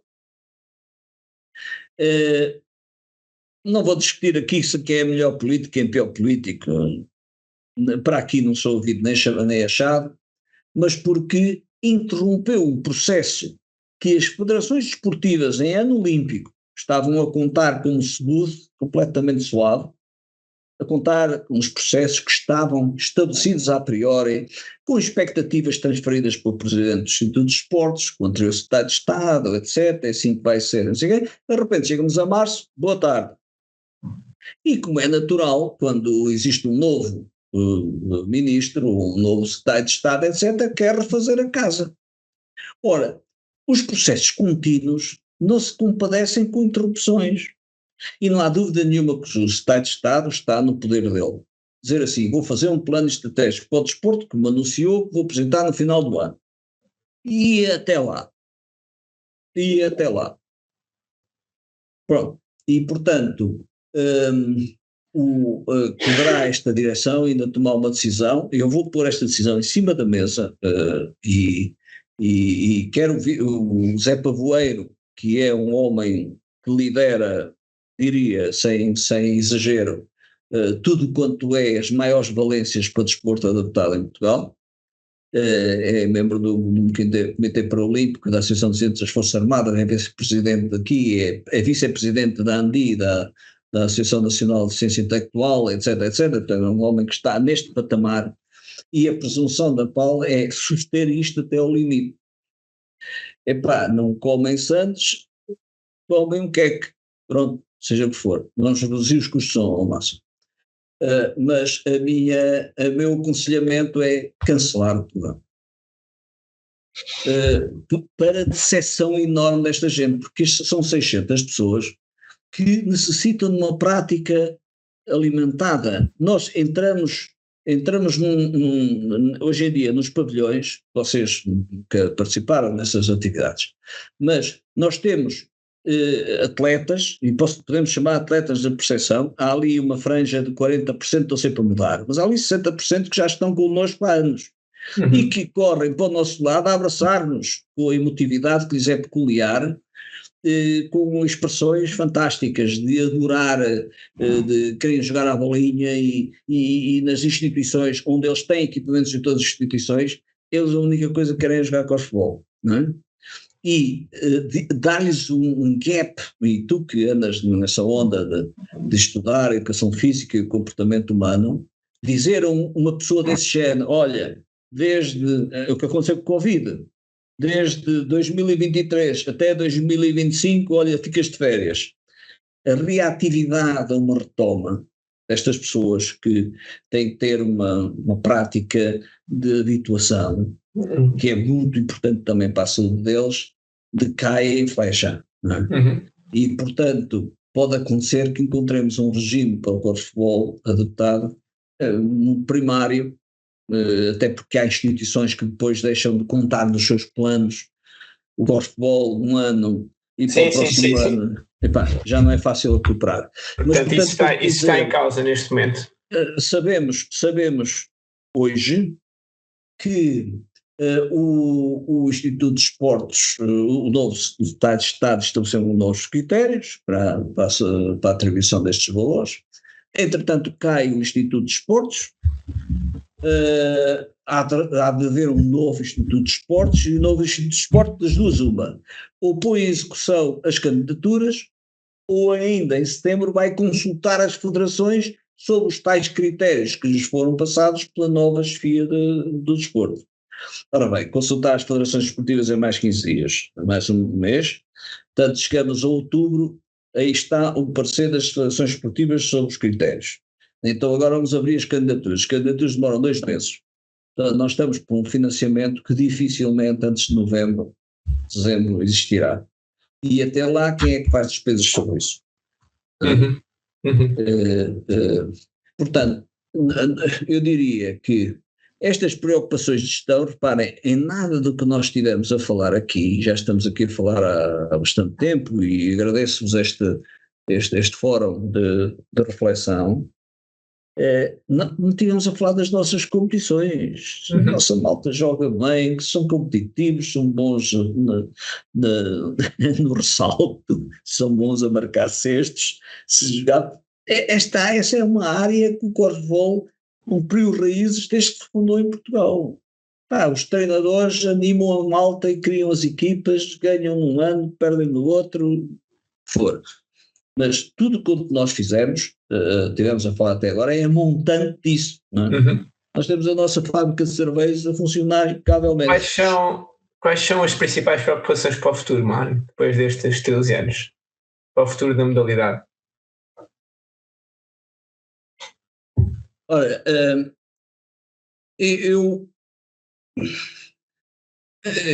imagina um pai, a experiência como pai. A gente gasta dinheiro com os filhos, não é quando eles já têm emprego. Não é? A gente gasta a maior parte do dinheiro que a gente gasta com os filhos, não é? Gasta na idade escolar, nas escolas secundárias, na parte de divertimento, nas festas deles que eles precisam também para se animar e ganhar energia, para, etc, etc. Quando eles arranjam um emprego, nem que seja como caixas na Decathlon, ou no Pingo Doce, ou não sei o quê, ou a trabalhar numa federação, não sei o que, eu deixo de dar dinheiro. Portanto, a pirâmide de proteção à atividade esportiva, a meu ver, está invertida. Se eu me sentasse no lugar de um secretário de Estado, dizia assim: financiamento do futebol, financiamento do basquetebol, financiamento do handball, financiamento do xadrez. Quantos atletas há em xadrez? Sim, senhora. Quantos? Vocês, para fazerem um torneio, têm que se hospedar num hotel, porque vocês vão passar lá 3 dias e geralmente é uma grande sala de hotel. Quanto é que vocês precisam? Gente, não fiquem em hotel. Os atletas vão lá todos os dias, vão e vêm. Então, como é que eles dormem descansadinhos para depois ir lá jogar xadrez, que é só miolos? Ou seja, eu julgo que mais do que estar a discutir ao pormenor quanto dinheiro é que se vão gastar com as pequenas federações, eu julgo que deveria ser com as pequenas federações que o Estado devia mais investir para o seu crescimento. E isso, eu temo que não é isso que vai acontecer. Por exemplo, vamos lá ver. Nós tínhamos existem 7 modalidades coletivas em Portugal por decreto. Todas as conhecidas, nomeadamente o futebol, o basquetebol, o handball, o voleibol, etc., são 7.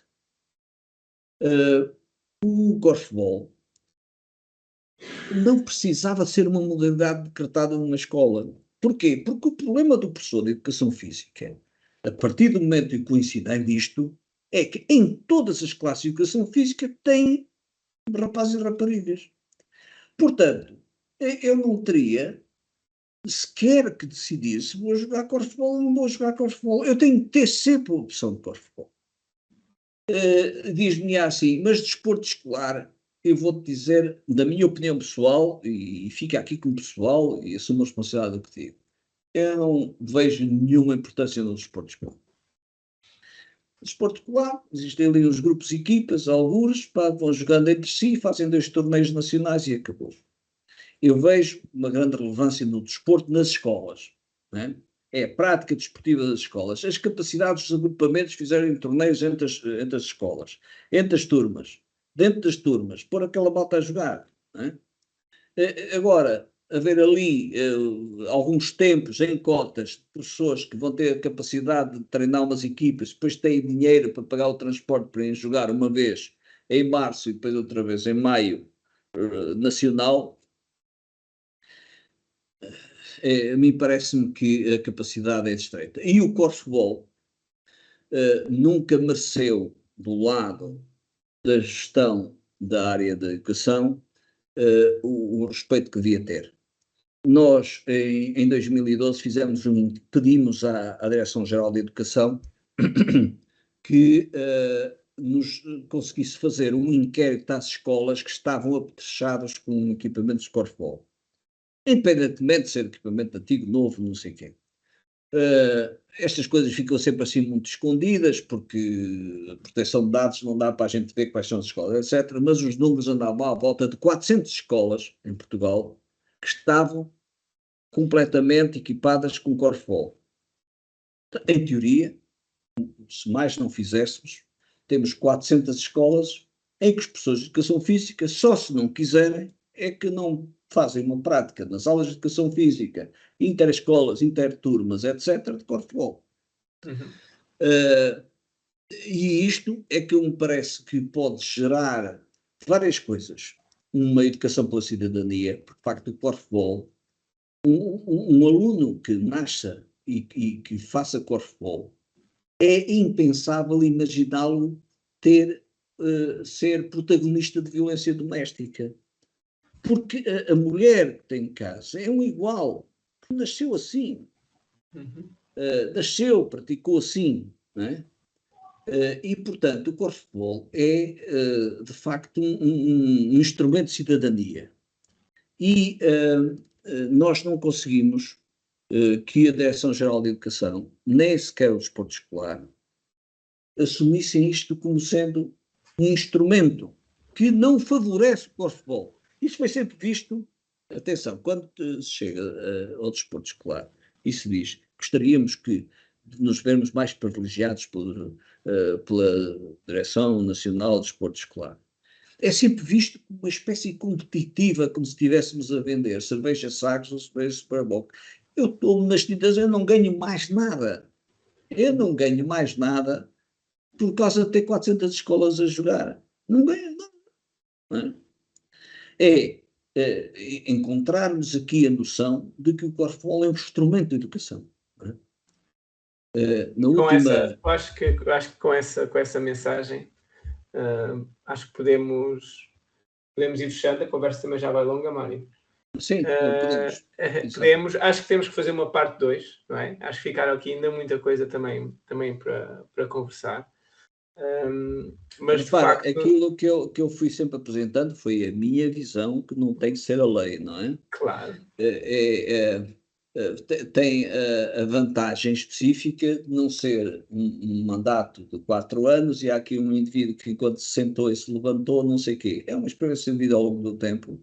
Nós já atravesámos gestões de gestão da tutela de desporto do Partido Socialista, do PSD, Partido Socialista, PSD, Partido Socialista, não sei. Portanto, há aqui uma questão de paradigma da gestão do desporto relativamente à modalidade de corfball. E isto faz um traço comum, um máximo comum, que é importante que a futura gestão da Federação intrusse isto, sendo que é evidente que qualquer pessoa que esteja a encarar a Federação e que não cultiva a Federação, dificilmente imagina toda esta entropia que surge em torno da gestão da Federação. E acho que temos todos que continuar a lutar, se calhar muito mais em cooperação, como o Mário estava aqui a dizer, para de facto conseguirmos perceber que eu te posso dar um exemplo. Eu acho que o corfball, devia-se fazer um estudo sobre isto, é o desporto com menos abandono. Portanto, com mais retenção de pessoas que vão experimentar e com menos abandono da modalidade. É muito raro uma modalidade esportiva ter atletas, uma tão grande gama de atletas que jogam durante tanto tempo. Exatamente. Com tão pouca experiência prévia. Exatamente. Portanto, isso quer dizer alguma coisa em termos de cidadania, em termos de educação, e acho que temos que continuar aqui a trabalhar para ver se conseguimos mostrar que isso de facto é assim.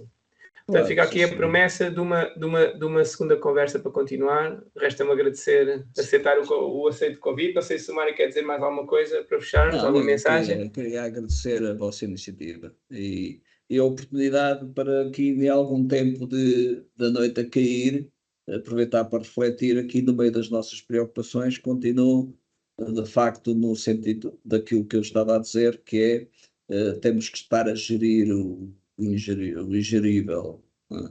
Mas temos que E, sim, conseguir. Não há volta a dar. Temos que conseguir. temos conseguido, E mas temos, tem e sido temos que difícil. continuar a conseguir. Um E tem abraço, sido Mário. gratificante, temos sido gratificante. Boa. Obrigado pela Um vossa abraço, oportunidade. Mário. Até à próxima. E a todos vocês. Até à próxima. Obrigado, então.